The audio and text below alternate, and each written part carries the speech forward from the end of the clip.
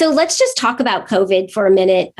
So obviously, I would imagine that things haven't gone exactly like planned when you guys first launched on 2019, 2020, 2021 has been a bit different than anyone could have possibly predicted. And so how has that affected, or has it affected your commercialization and your launch and rollout? From our perspective commercially, and talking to a lot of other CEOs who are in similarly situated businesses like ours, we probably lost somewhere between 6 to 8 months of business, right? Mm-hmm. The worst of it was in April. May started to rebound a little bit. June got better. July had gone well. And then August, September, through the rest of the year, the trajectory just went straight up. And then you had this second wave. Yeah. So you kicked off January and February with a slowdown, but the slowdown was more geographic. We saw certain pockets of the country slow down.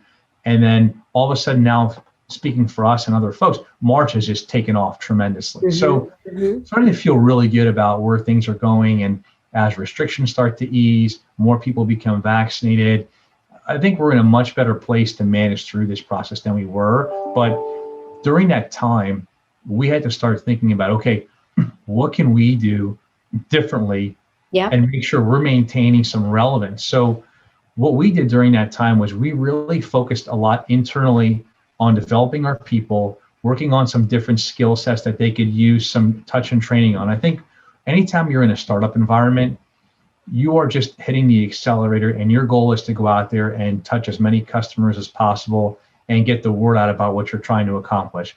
Sometimes you don't get to professionally develop your people, and you don't get to do as much of developing your key opinion leaders and other customer targets, right?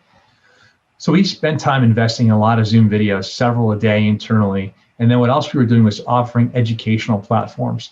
So we did over 30 educational platforms where we could speak to different types of healthcare providers about our product, hemostasis, complications of bleeding.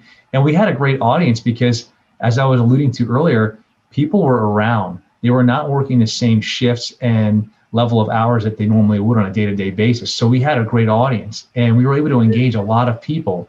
So when things started to open up, it really benefited us, and we hit this like a springboard and really started to achieve a lot of our goals much faster than I thought anybody had anticipated us to do so.